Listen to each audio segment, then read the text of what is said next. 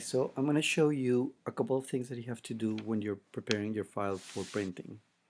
So the first thing that you have to do is saving your file. So I know that most of you have transferred the files to your classmates or your teammates, but there's one thing that you're probably missing in the whole process. So I have this file where I have my title. This is in Roboto, I think. I have an image. I have an entrance for the text that this one is in Georgia, and I have this one that is in Roboto too, and I have again Georgia here, Roboto, and Roboto. That means that when I'm saving this file, if I save it on my computer or from my computer and it transfers, I send the InDesign file to somebody else, the images and the fonts are not going to be with the file. So the thing that I have to do is that I have to save it right first, but then once it's saved, I should go and do a package, right? So if you go into file, you're gonna see the option here at the end that says package. So you press package and you open it here. It says that two links found, two image found, zero modified, zero images, and two use RGB color space. The thing that is giving me here is because I'm using an RGB when it's a CMYK. But this is not an issue at this point. If you do the CMYK, it's probably better, but if not, it would just keep the CMYK. Then it's asking me for the fonts. It says that it's using Georgia Italic, Robotable Condensed, Robotable Condensed, and Roboto Thin, right? Those are the fonts that I'm using. I can ask him to show the problems. There's no problems there. And then it's saying what are the links that it's using. We don't need colors or print settings or external plugins. Once we know that everything is there because it's from our computer where we created the file, and then we go package. If we don't do it from the computer where we created the file, we might need to find the images or the fonts that we used. So this is better if you just use the computer you were working on. So you press package, and then it creates a file name that is it's called instructions.txt. This is a series of instructions. You can fill this out or you can just continue.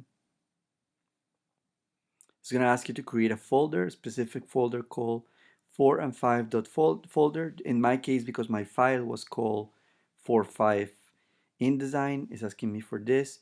It says that it's going to copy the fonts, copy the link, get graphics, update graphic links and package, include IDML and PDF to print, right? Everything here is fine. I'm going to create it on my desktop. So I'm going to say package. This is for copyright on the fonts and this, things that you're using and stuff. It's okay. It says that this overset text. Overset text means that it might be hard to read, but this is fine. Creating the file. Once it is created, this is the file. If you look in my desktop, there's a lot of stuff, but one of the things that you can see here is that there's a folder called 4.5. If I open it, there's the InDesign file, there's a coding of the InDesign, there's a PDF that was created, and there's the fonts that I'm using, right? And the links that I'm using, so both pictures that I'm using. If you zip this folder, this is something that you can send to your classmates, and they will have everything that you were using when you created the InDesign. So this is probably the best way of doing the InDesign file, not just saving InDesign, okay? Once you send that stuff and your classmates open the same picture or the same file that you're working with, you wanna move this into your complete magazine, right? So the thing that I have in here is a magazine with the Chicago title, whatever. I added a picture. I just have a cover. Everything else is like page 2, page 3, page 6 and 7. What I need is a 4 and 5, right? And back cover page 8. I'm just using 8 pages, right? So what I'm gonna do is I'm gonna go to my file with both files open, This one requires to be saved. So I'll just save it. And then with both files open, I'm going to select both pages. So just shift and select both pages. And then I'm going to click, right click, and then I'm going to say move pages, right?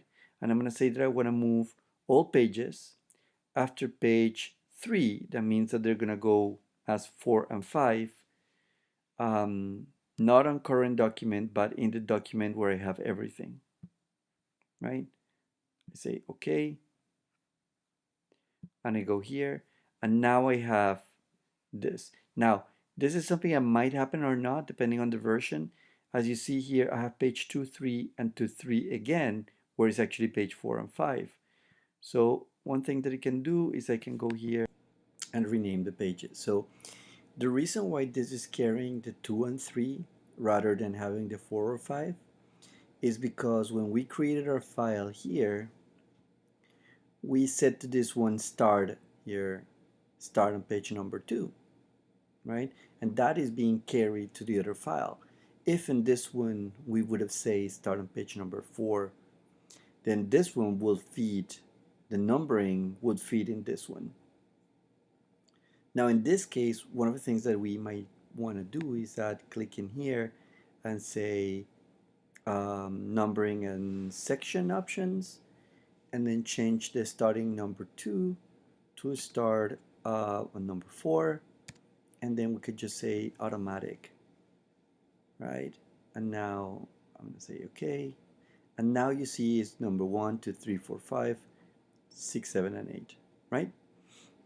Once this is done, you want to go for printing, right? But to go for printing or create a PDF for printing, you want to use this option that is print a booklet, right? Let me close here. So print a booklet would give you these options, right? The setup, preview, and summary. On the setup, you decide whether or not you want to print with a specific printer and the amount of pages you want to print. Now, the issue when you're creating your thing is this I'm working with a regular letter size page, right? And it's going to create an issue. That's what it's showing here. So in order to correct that, you want to go to the print settings, and if you're working in the lab, you will have your printer here, right? Since I don't have this printer, I'm going to use a different one. Now, none of my printers actually print in tabloid, so none of them will work. So I'm going to do it something different, and I'm going to select here a PostScript file, right? You don't have to do this because you're probably going to work on the lab. And then in here, I am going to select one printer that I have in PostScript that has the tabloid size. Now, in order to do the change, I have to go to Setup and select the tabloid size. Okay? And I can go to OK, and then it can be see in the preview. Now, the tabloid size is going in the wrong direction. So I have to go back again, print settings, setup, and I'm going to use this one. Okay? Okay.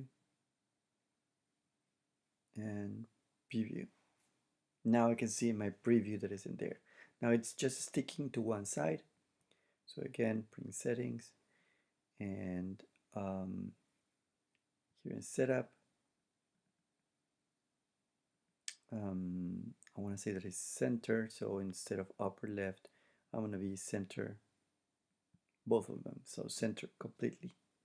Okay, go to my preview, and now I can see what I'm printing, right? So I can see that there's page number 1 and 8, and if I keep moving here, I'll see here 2 and 7, 6 and 3, 4 and 5, right? Now you see everything is aligned now, right? Everything is lined up in the place that it should be. Each page is in the page that is supposed to be printing. There's probably one more thing that I would do. So I'm going to go back to print settings and marks and bleeds, and I'm going to put all the marks. Remember when we were printing the cards? This is something that could help you when you're cropping your magazine. So I would just add that. Um, Colors are okay. I would probably, this is all fine. This is all fine. Make sure that maybe the transparency flattener is in high resolution because it could be in medium or low. And we're good. We're gonna go okay. And now we see that there's the cropping marks in here, and we have all the pages ready to print. Now, if I print here, the only issue is that it's not gonna create a PDF. Since you're gonna be printing in the studio, you're gonna go directly to the printing um, menu, right?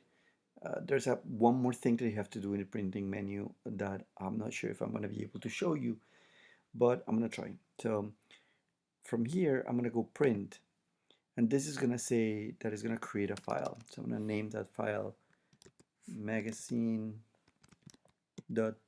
PS is a PostScript file, right?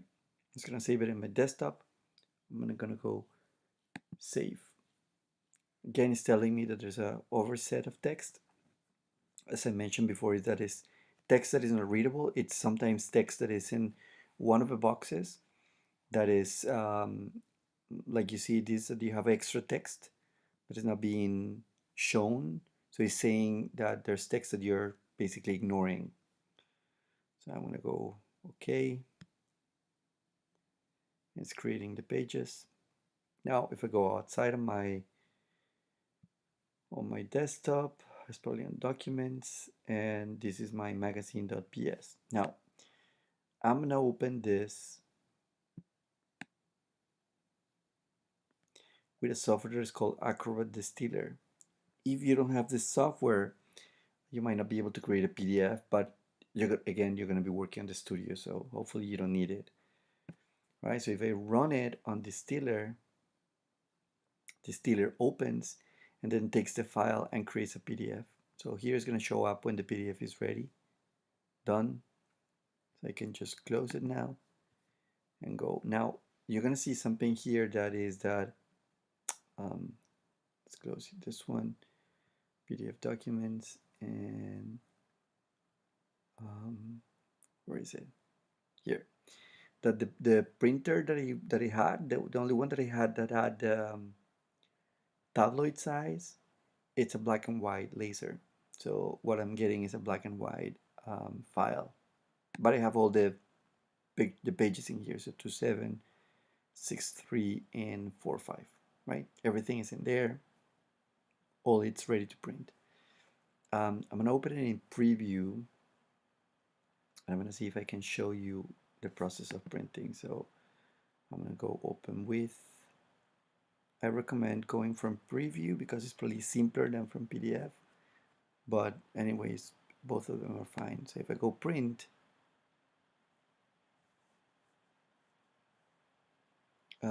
in here it's fitting to a letter size, but it's probably okay because this is what you're printing. I mean, you're printing on a tabloid size, but you're printing on the with the idea that it's going to be in one single page, right?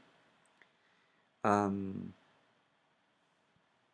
it's using, this is not something that you need to mingle with.